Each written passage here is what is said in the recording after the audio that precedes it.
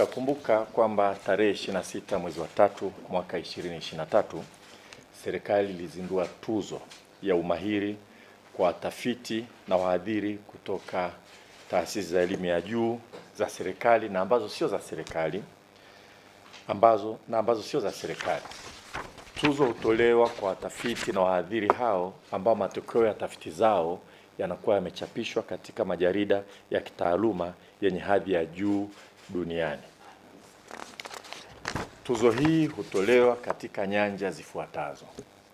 Kwanza, sayansi asilia na hisabati, yani natural sciences and mathematics. Pili, afya na sayansi shirikishi, yani health sciences and allied sciences. Tatu, sayansi za wanyama na kilimo, yani animal and agricultural sciences. Na mwisho, uhandisi na teknolojia ya habari na mawasiliano, yani engineering and information and communication technology. Tuzo hii hutolewa kwa fedha ambazo ni shilingi 50 milioni kwa kila chapisho moja na kugawanywa kulingana na mchango wa walioshiriki katika kufanya utafiti huo. Utoaji wa tuzo hii ni moja ya mikakati ya serikali ya kukuza na kuendeleza sayansi na teknolojia hapa nchini. Ni motisha kwa watafiti wetu kukuza umahiri na kuwa katika viwango vya juu vya kimataifa. Na viwango vya juu vya kimataifa vinapimika kirahisi sana, kwa sababu majarida haya yanafahamika duniani, yanafahamika jarida gani liko juu kuliko mengine. Kwa hiyo mtafiti anayefanya utafiti unaokubalika na kutambulika zaidi duniani kwa kawaida atakuwa amechapisha katika majarida ambayo ni ya hali ya juu zaidi. Tangu kuanzishwa kwa tuzo hii, jumla ya machapisho 336 yalikidhi vigezo na kuingia katika ushindani, na katika machapisho hayo 86 yalipata tuzo.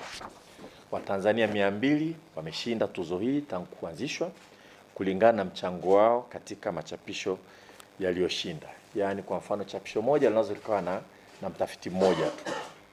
Linaweza likawa na tafiti wawili chapisho moja. Linaweza likawa na watafiti hata 20. Kwa hao 200 tunaozungumza sio idadi ya machapisho, ila ni idadi ya Watanzania walioshiriki kupitia machapisho ambayo yamewasilishwa na kushinda. Kati ya hao watafiti wawili walijishindia milioni 50. Kwa maana mtafiti mmoja alikuwa na chapisho moja na aliandika mwenyewe, alituma mwenyewe, kwa hiyo aliweza kujipatia kitita cha milioni 50. Wengine waligawana kulingana na idadi ya ambao walikuwa wameshiriki katika machapisho hayo. Katika mwaka wa fedha wa 2026/27 serikali hii ya Mheshimiwa Dr. Samia Suluhu Hassan imetenga shilingi bilioni 1.5 kwa ajili ya tuzo hii. Leo tunatangaza kuwa dirisha la kupokea machapisho ya watafiti wanaotaka kushindana tuzo litakuwa wazi kuanzia tarehe 19 mwezi Juni, kesho, na litakuwa wazi mpaka tarehe 31 mwezi Oktoba mwaka huu. Narudia tena. Dirisha la kupokea machapisho ambayo watafiti wanataka yaingie katika ushindani na kufikiriwa kupata tuzo hii litakuwa wazi kutokea tarehe 19 mwezi wa 6 mwaka huu mpaka tarehe 31 mwezi wa 10 mwaka huu. Bado nyanja za ushindani ni zile 4, yaani sayansi asilia na hisabati, afya na sayansi shirikishi, sayansi za wanyama na kilimo, na uhandisi na teknolojia ya habari na mawasiliano.